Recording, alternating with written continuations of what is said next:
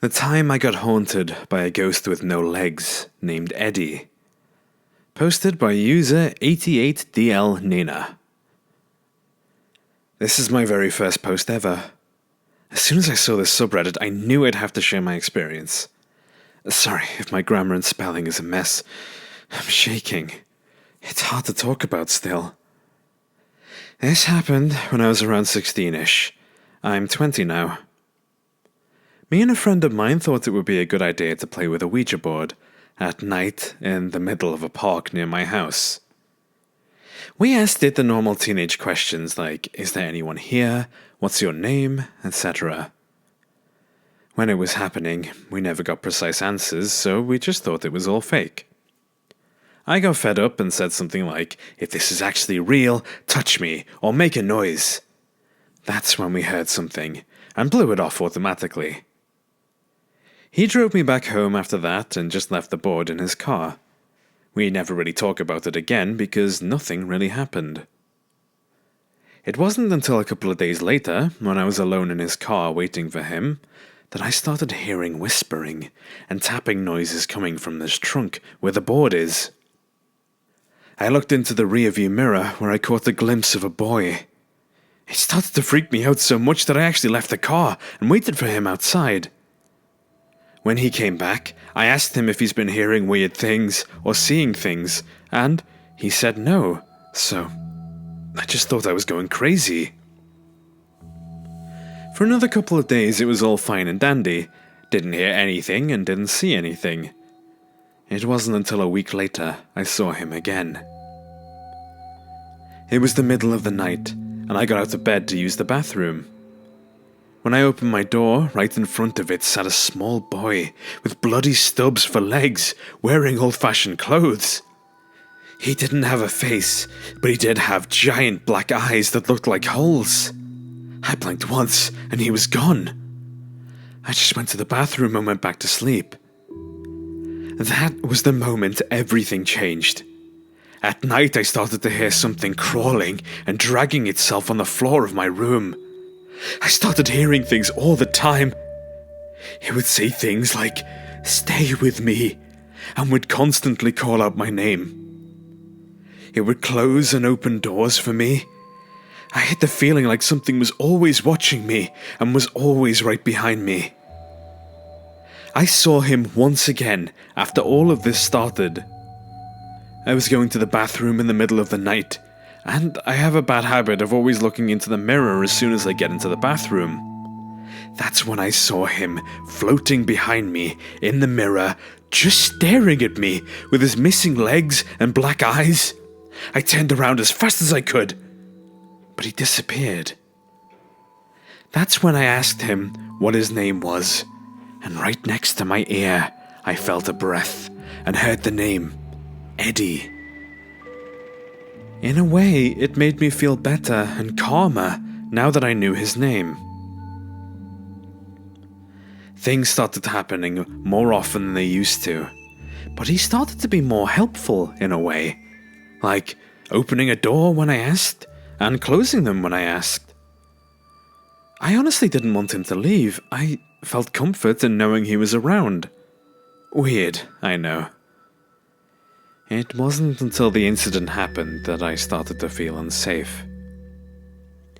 Eddy never followed me out of my house, or at least I never noticed him out of my house until one day. I was at my then boyfriend's house while he was at work, and his family was away. I was sitting on the couch in the front room when I felt the whole house shake. I don't live in an area where earthquakes ever happen, so I knew it wasn't that. Cabinets in the kitchen started opening and slamming shut. Anything that was on the counters flew off. Doors started slamming shut. It wasn't until I screamed for him to stop that he stopped. After that, Eddy became super productive and possessive of me. He used to make me sick so I couldn't leave the house. Used to drain my battery in my phone or my car. He did everything within his power to stop me from leaving. I finally told my mum what is happening, and we got a priest in to bless me and the house, and we saged the house as well. I haven't seen him since. Now, I always have holy water on me, but I'm still not afraid of spirits. This was still one of the most traumatic experiences I've ever had, and I can't tell the story without feeling an uncomfortable amount of pressure on my neck. I hope you enjoyed this story. I do have many more stories of ghosts within my house, and my sister has some stories as well. Let me know if you'd like to hear any of them. The Ghost That Wanted My Attention, submitted by user/ZioPhil to r/ghoststories. I moved in a new house with my family 2 years ago. As soon as I walked in, I felt strange, like something was not right, but I didn't pay attention to it. The first 4 months in the new house passed without anything strange happening. Then all of a sudden, one day, really weird things started happening in the house. That same day, my dog started crying for no reason. The iron door of the boiler room in my garden fell off, but it was perfectly sealed. The TV was switching on and off by itself. The lights would turn off without any reason. Things started getting scary when I went out of my house into the garden and I saw a broken bucket full of water. There was a large crack in the bucket's surface, but something was holding the water in like it was a perfectly intact bucket. As soon as I started staring at it, the water poured out of the bucket through the crack. Since that day, strange things started happening every day. Bottles of wine opening by themselves, doors and windows closing and opening, and their handles rotating as if a person was doing it. I told my story to a friend, and she introduced me to a friend of hers that was really into this sort of thing. I borrowed an EMF meter and a device that translates EVPs to real words from him, and I waited for the right time to use them. Later that day, I turned off the electricity in my house, and I went into every room of the house with the EMF meter. When I entered my bedroom, it rose up to the max level. I turned on the EVP translator and said, "If you are here, touch this device," pointing at the EMF meter. 1 second later, it rose up to max level again, so I started talking, and the words that showed on the EVP translator were always correct responses to my questions. Never a word without context. So this ghost told me that she is a female, that she likes my dog, and that she's interested in knowing me. I stopped talking to her when my mom walked in the room. Since that day, I felt this ghost was following me all day and trying to get my attention by dropping objects that I was watching, causing me to get so scared she would only go away when I was with someone else. She knew that I knew she was there, that she exists, so she was searching for my company. I saw a deodorant bottle falling off the shelf in 2 movements. First it moved close to the border, then stopped, and then it fell off the shelf, so I was sure these events weren't natural. When I was alone, I always felt like she was there with me, and every time, I felt a strong sense of sadness coming from her. I don't know how to explain this properly. It was like she was really, really sad, and was transmitting her sadness to me. I started ignoring her because I was so scared, and she started to try to get my attention more and more. First, I started seeing shadows and movements with the corner of my eye when I walked alone in the house. Then one day, I saw her shadow on the wall. It was so real, I thought my mom or my sister entered the room. But when I turned my head and I saw that no one was there with me, only then did I realize in that moment it was her shadow. I saw her shadow almost every day until 4 days ago when I left my parents' house and moved to a new city to go to college. She was appearing to me in a more clear way every day. So I think that if I moved out 1 or 2 weeks later, I would have saw her directly somehow. Burnt male figure. Posted by Immense Hyper. When I was 16 years old, in 1994, I lived in a modest mobile home park in southwest of Florida. We had a security check-in, small convenience store, which was nice. Our single white trailer was by the man-made lake in the middle of the mobile home park where my parents, my younger brother, and I lived. The trailers were close to each other, so there shouldn't have been anything to be scared of when it got dark. One beautiful Saturday morning in May, around about 10 a.m, Dad was in the kitchen cooking and singing. My younger brother, my best friend, and I were sleeping in the room connected to the kitchen. 3 young teenage boys at the time. We stayed up playing Street Fighter, watched action movies in the living room, then went in the room by the kitchen to sleep after we got tired. I was on the right corner of the bed, my friend was in the middle, and my younger brother was in the left corner. I saw some sunlight shining through the curtains, and it woke me up and rubbed my eyes. I can hear Dad cooking and singing. Made me smile. Then I rubbed my eyes again. And to my horror and shock, at the bottom of me, I see a burnt figure. Red and black flannel shirt. His face was charred, but I could see his teeth chattering together furiously. I say he, I could sense a male energy. He was standing there, shaking and clenching his fist. I'm like, what the fuck? My young mind told me it was a bad dream. I tried to close my eyes, but that dread of energy was evident in the room. Couldn't keep my eyes closed. I couldn't force myself to go back to sleep. I turned to my friend in the middle. I shook him awake and I said, "Do you see what I see?" He looked and screamed. We both woke up my younger brother, and he sees the burnt figure, and that figure's now turned towards the 3 of us, and here we are screaming loudly, toppling each other over, trying to hide under the sheets, and now I'm calling for Dad to come into the room, and he does.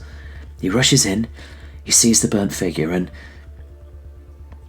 Dad's somewhat of a shaman. I never knew, and he put the burnt figure on notice. He said, "You have no permission to be here," and such. It was really loud. Suffice to say, Dad was a badass. My younger brother, my friend, and I were huddled under the blanket, scared shitless, and hearing Dad kick ass. After Dad got rid of the burnt male figure, Dad was like, "You boys can come out now." We looked around and we were just baffled. We thanked Dad and we just lay there, laughing a little bit, but still scared and unsure what we saw. A few days later, I was at a basketball court by the mailbox area. I was chatting with a few of the other neighbourhood boys and they were playing some basketball. I was like, "I saw a burnt ghost or a demon figure in my room by the kitchen on Saturday morning." And one neighbourhood boy says, "Yeah, person who lived before was burnt and killed. We saw him too, and my friend used to live in your trailer. I think that's his room." And I'm thinking, holy shit. I surmised how, I don't know why he was burned and killed, but his spirit came back to his familiar place, his home and his room. My personal story's only been shared a few times in my life. Instant scared me when I was young, but sharing it here, well, perhaps it can help others share their experience and come to terms with what's happened to them in some way. Love and light. Something is attached to me. Posted by user Judgment Ready on our Ghost Stories. This is my first ever post to Reddit. I am only posting these experiences now because something has been following me since I was little, and it has found its way to my new apartment. All of the experiences below are completely true. This post will be organized by houses and apartments. Number 1. Old farmhouse. In this house, I experienced the most paranormal activity. My parents and younger brother all witnessed these events, so I know they are true. My dad is a cop, and at this point was working all of the terrible rotating shifts that all new rookies would be given. This meant that my mom was often at home alone with us kids, especially at night. Little things started happening at first. Picture frames would swing on the walls like someone had brushed their hands against them. Lights would go on and off for no reason.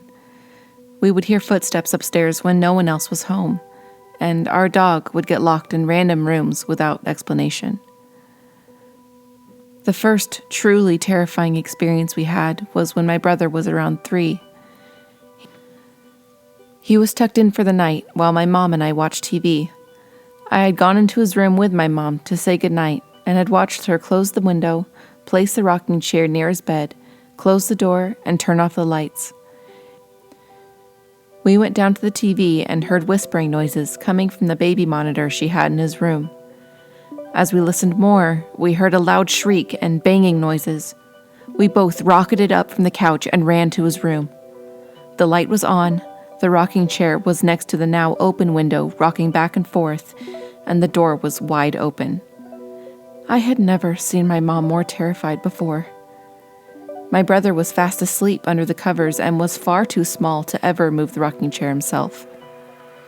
After that night, I had terrible night terrors where I would wake everyone up screaming and throwing things. I would sleepwalk and talk to someone in my closet called Sally and would hear voices all day, every day. My parents witnessed objects moving around me with no visible cause, would hear the voices talking back to me while I was sleepwalking, and would hear me talking in a low, guttural voice that was not my own. The event that made us move was when we had gone out for groceries in midwinter after a fresh snowfall. We were about an hour getting groceries, so there was enough snow to cover all our footprints. My dad had closed and locked the front door, had turned off the lights, and because it was winter, the windows were all closed and locked. Some of the windows were even painted shut. When we got back from groceries, every single window was open. Music was blasting from the stereo, the front door was off its hinges, and the lights were all on. At this point, my dad told us to stay in the car while he called a buddy of his on shift to help him clear the house. As my dad went up to the house, he noted there was absolutely no footprints leading to or from the door. None in the yard or backyard either. There was no one in the house and no signs of anyone ever being there. The most terrifying part of this event was that the painted windows had been ripped open. The wood had splintered, and we all agreed that no human could have had the strength to do that. On top of being painted shut, my dad had also nailed some shut too to avoid a draft. These windows were opened as well. We moved after that, and I believe that whatever was in that house followed me to the next 5 places. Number 2, tiny city home. At this house, we didn't experience anything too frightening until the end of our stay there. Little things happened throughout the first 3 years that spooked us a bit, but were harmless. Light switches would click on and off while we watched. The dog would bark and growl at nothing in corners and at the ceiling. My dad would always lose his keys and would show up in the crawl space that we had under the house. I was always terrified of that crawl space. None of us would ever go near it without someone else being there. When I would sleepwalk, I would always end up in the crawl space with the lights off. After the first 3 years, my mom got really sick and almost died 3 times on the operating table. With all of the stress of watching her go through this, whatever was in the house got stronger and more bold. We would wake up to find pictures of our family smashed or on the ground, scratches on the door to the crawl space, and would see shadow figures out of the corner of our vision. Once, when I was taking a bath, I was held under the water by my head from what felt like a hand. I knocked all the bottles off the tub, which alerted my dad. He came in and swears up and down to this day that he saw a disembodied hand holding me under. After my brother got pushed on the stairs, we finally decided to move. Number 3, country haven home. My parents never saw the house before they bought it. It was cheap and close to my dad's new posting, and that's all that mattered. My parents currently still live there. It was 5 levels, including 2 basement levels. I only lived at this house for 3 years, but had multiple frightening experiences that haunt me still. The most notable was when I was home alone with my dog. I was watching TV in the basement and decided to go get a snack. I left my dog laying on the couch sleeping. As soon as I hit the kitchen, I heard Charlie barking and snarling at something in the basement. He had never made those sounds before, so I was rightly scared crapless. I called my dad and begged him to come home because I thought someone was in the house. He told me to run out the front door and go to the neighbors. The problem with that was that I would have to run past the basement and whatever was down there to get to the front door. Even running to the side door had the same issue. So I booked it. As I ran past the basement, I saw a shadowy figure standing in front of my dog. Charlie had all of the hair on his back standing up. When Charlie saw me running, he hightailed it out of there too and joined me at the neighbors. My dad came home with his gun and went through the house. No one was there.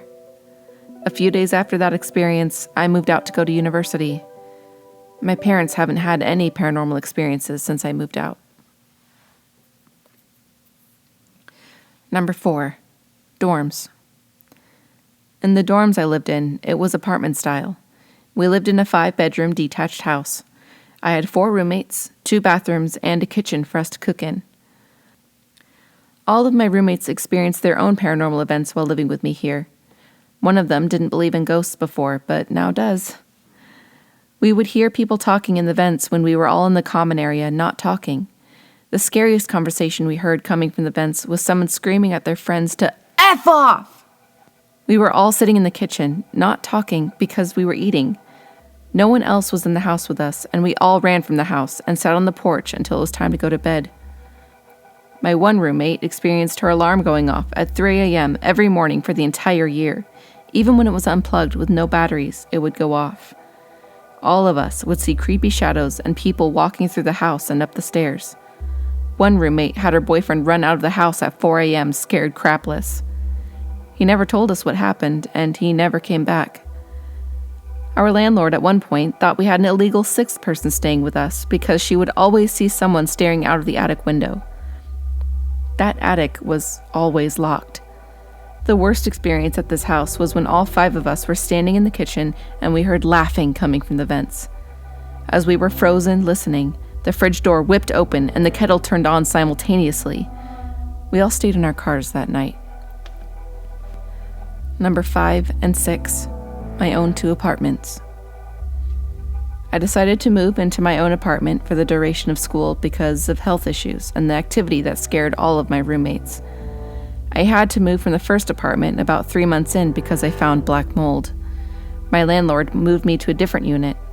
In the first apartment, I only experienced light switches going on and off, my kettle being turned on in the middle of the night, and noises I couldn't explain. In my current apartment, however, I have recently been experiencing feelings of heaviness, and I'm terrified constantly. It feels like someone mean is watching me and wants me to fail. Because of COVID, I am now confined to my apartment and working from home.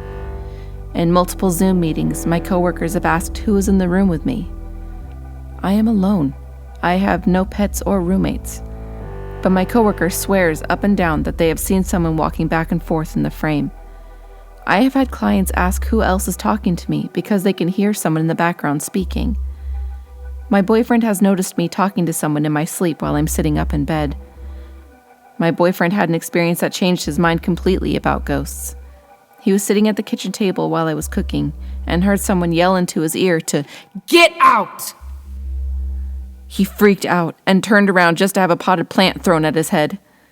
He refuses to stay at my place and tries to limit the amount of time I spend at his to avoid inviting whatever is attached to me into his place. I honestly am so done with whatever this is. I'm trying to ignore it, but needed to vent and get these things off my chest. These are my experiences. I hope that you enjoyed reading about them. Thank you all for watching.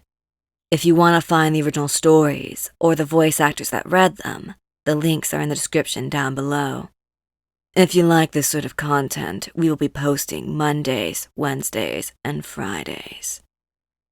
All of this is being done for free and by a small independent team, so be sure to show some love. I hope you all stay creepy, stay safe, and have a gay day.